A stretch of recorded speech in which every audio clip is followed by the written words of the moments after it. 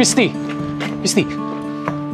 Rex! I did a lot of thinking about us. Okay lang, Rex. Di ko naman mababago kung ano ako eh. At the age of 27, nabiyuda na ako. Ang mali ko lang, tinago ko sa'yo nung una. I'm sorry. Pero kung hindi mo matatanggap yon, I will accept that. It's 2024. Ayoko na maging close-minded sa mga ganung bagay. I just want to accept the circumstances as they are. And I want to fully understand. Right now, all that matters is to be with the girl that I want, Christy. With that, gusto ko tang tanungin ulit. Kung pwede ko na ba ulit ituloy ang panliligaw ko sa'yo.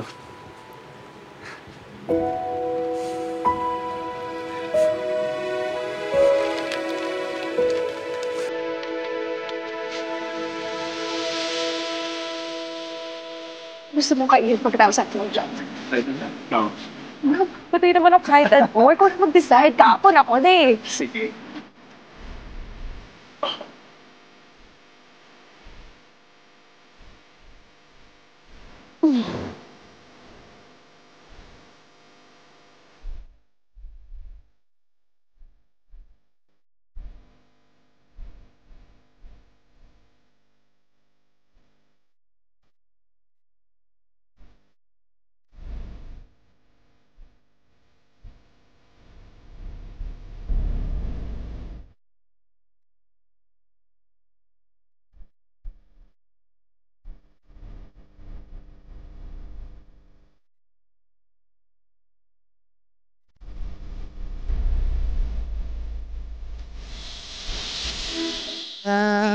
All is you in front of me.